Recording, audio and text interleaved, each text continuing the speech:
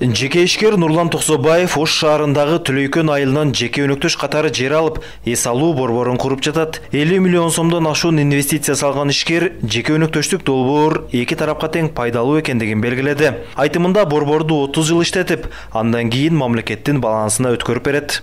1 гектар 30 соток жер алгам суунун боюнда. О жерге 57 миллион сомдук инвестиция кылабыз деп биз конкурстук эме өзү бергенбиз.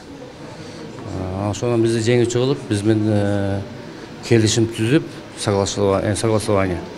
Ошо 30 жыл алганбыз. Азыр иштин бир 40%, 30%дан ашып калды. Кудай калса бир майларга дагы ачылышын кылабыз. Ол жерге комплекс болот. Эс алуучу жай болот, кышын жайын эс ала турган борбор болот да.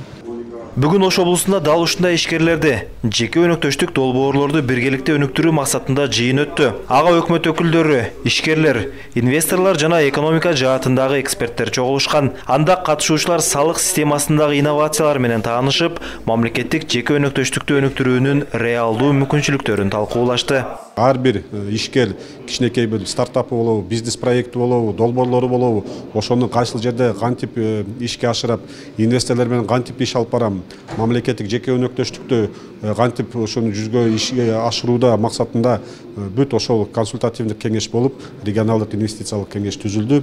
Инвестициялык климат бул жерден дагы жакшыртканга биз бүт күчүбүздү жумшайбыз.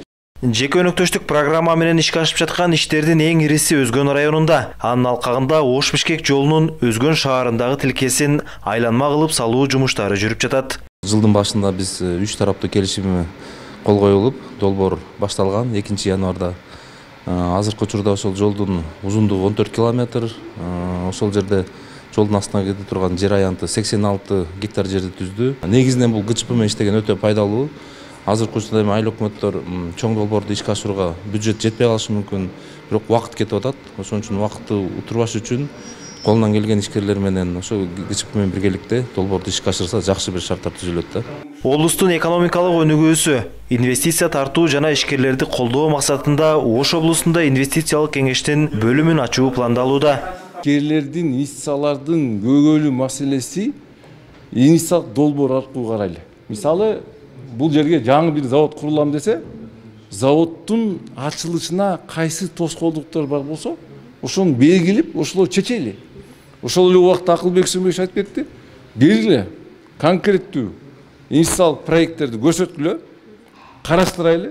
Эгерде биздин мамлекетибизге кызыкчылыгына туура келсе, анда биз ошого кайсы тоскоолдук болсун, биз ошо чечкенге даярбыз деп.